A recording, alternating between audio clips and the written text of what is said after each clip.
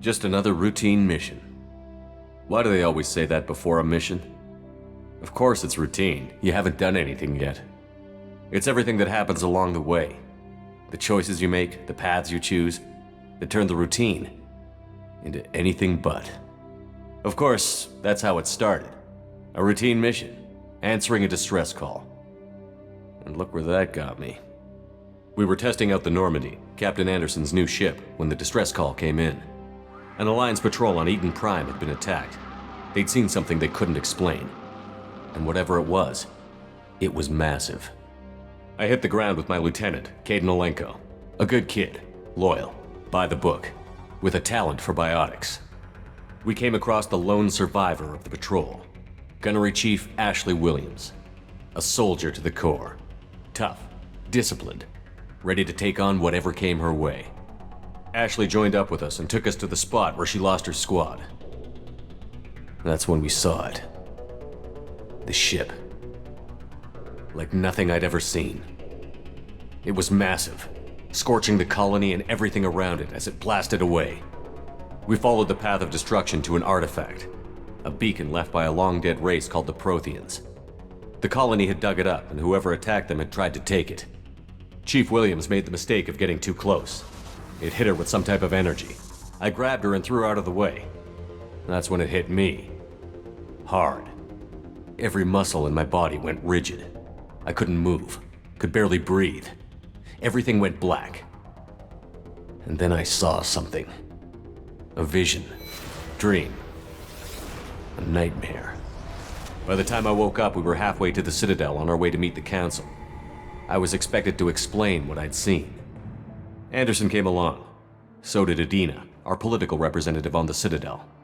With those two heavyweights, it seemed reasonable we could persuade the Council that the ship we'd seen was a potential threat, as was the individual behind the attacks. The main suspect for the Eden Prime massacre was a Turian Spectre named Saren.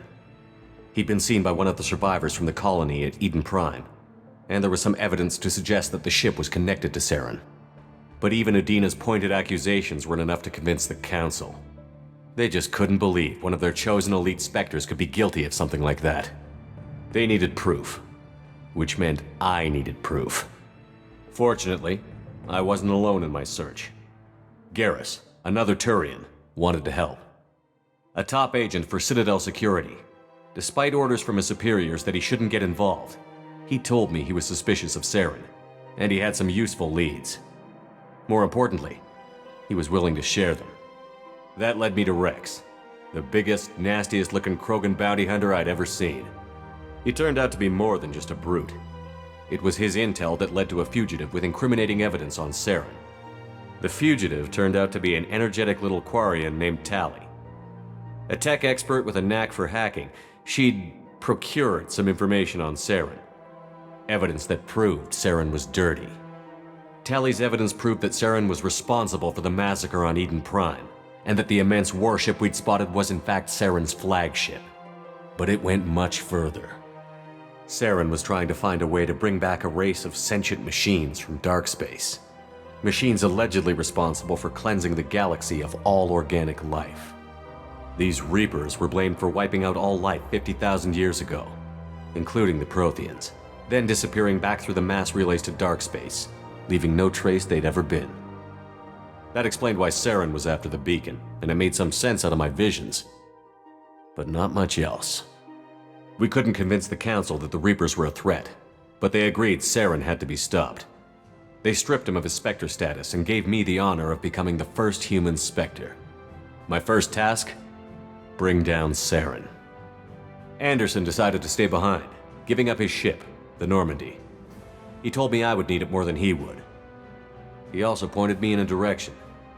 Liara, a Prothean expert, adept in biotics, and maybe most importantly, daughter of Benezia, Saren's top lieutenant.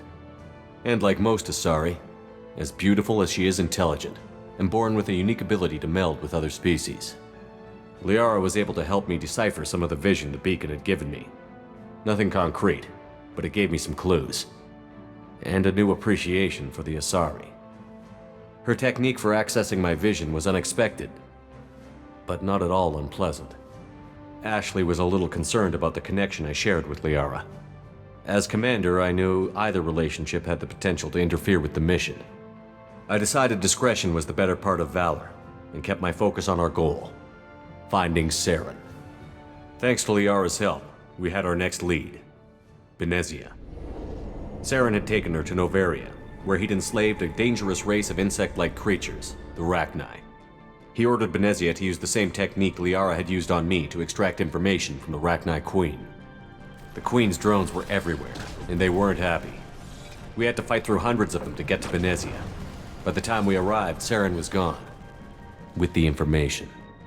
I tried to reason with Benezia, but Saren had indoctrinated her. He had somehow acquired the ability to control people's actions and wills. Benezia wouldn't surrender, and Liara was forced to watch her mother die in her arms. And I was left with an angry, dangerous Rachni Queen to deal with. She claimed her drones would do no harm if I released her. But the Rachni had terrorized the galaxy before.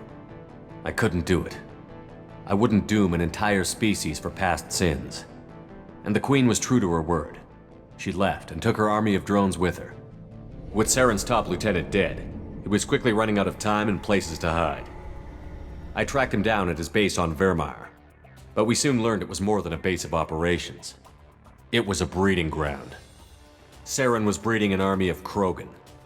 He'd found a cure for the genophage, a disease inflicted on the Krogan to prevent them from breeding and taking over the galaxy. But the Krogan Saren was breeding were slaves, mindless beasts that obeyed Saren's will. I had to destroy the base, and all its research. Rex disagreed. Violently. Rex wanted the genophage cure for his people. I tried to convince him to help me destroy it, that these Krogan weren't real. But he wouldn't back down. Fortunately, Rex is smarter than he looks. He realized this wasn't the way to help his people, and that Saren was the real threat. When we finally got to the center of the base, I realized just how close Saren was to completing his plan. He was already in communication with the Reapers. Sovereign, Saren's flagship we'd all assumed was just a ship, was a Reaper. It spoke to me, threatened me. I could feel the menace it had for every living thing. It wanted me dead. It wanted us all dead. And I knew it was capable of doing just that. What I couldn't understand was why Saren would help it. But there was no time to think about it. Sovereign knew where we were. We had to destroy the base and get the hell out. I split up my team in 2 squads, sending Ash with one and Caden with the other as a distraction. We had a nuke, and we planned to use it. Before we could detonate the bomb, Saren showed up. We fought. I stalled him to make time for my team. And in talking to him, I realized the truth. It wasn't Saren who was indoctrinating everyone. It was Sovereign. The Reaper. And Saren was in deeper than all of them. He tried to convince me he was still in control, said he found a way to reduce the Reaper's influence, but he was kidding himself. Or believing the lies Sovereign was telling him. Before I could convince him to stop, he ran, leaving me just seconds to extract my squad mates. I tried, but I wasn't fast enough. I could only save one of them. Caden was a good man, and a great soldier. But I had to choose, and I chose Ash. That was the last time Saren would slip away from me. I knew then, the next time we met, one of us would die. With my team mostly intact, we chased Saren and his army to Ilos, a long-lost planet that had once belonged to the Protheans. As we prepared for what we knew would be a desperate fight, I spoke to my crew. We were just one ship, against Saren's growing army. I assured them all that despite the odds, we could defeat him. I'd never tell anyone, but I had my doubts. Leaving Caden behind had hardened my resolve, but revealed a soft spot in my defenses. How many more friends and allies would I be willing to sacrifice in order to stop Saren? We arrived on Ilos close behind Saren. Once on the planet, we discovered a Prothean databank that helped me put the final pieces of my vision together. The Reapers had come 50,000 years ago, and every 50,000 years before that, each time purging the galaxy of life.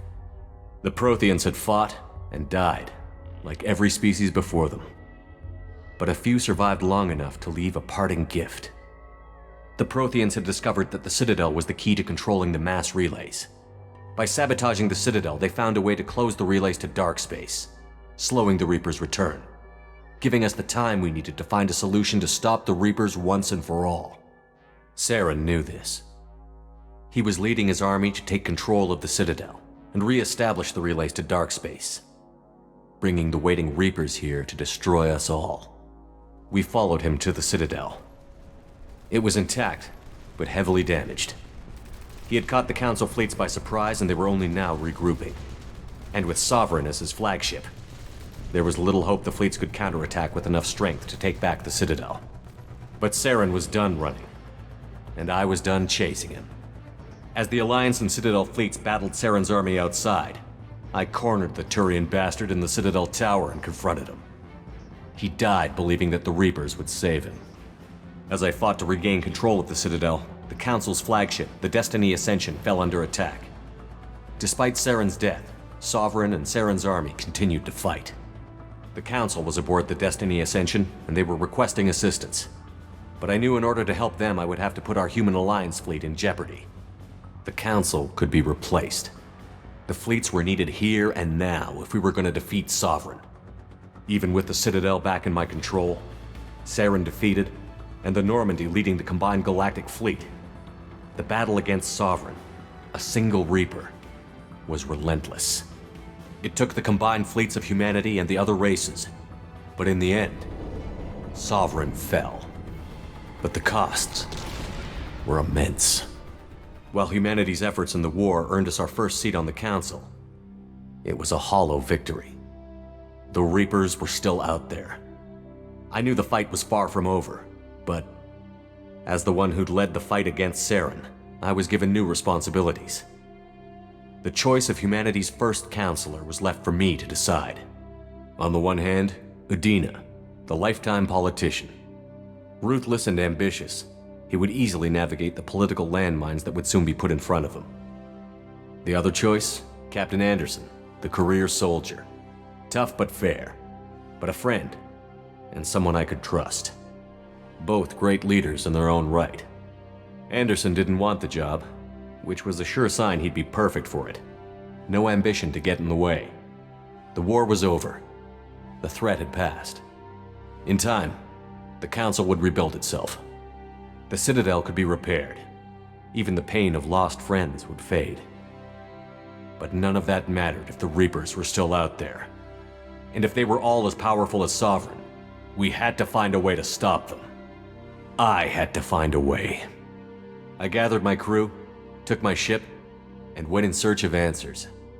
Officially, the Council would only say I was assigned to cleanup duty, rooting out any remnants of Saren's army. Just another routine mission.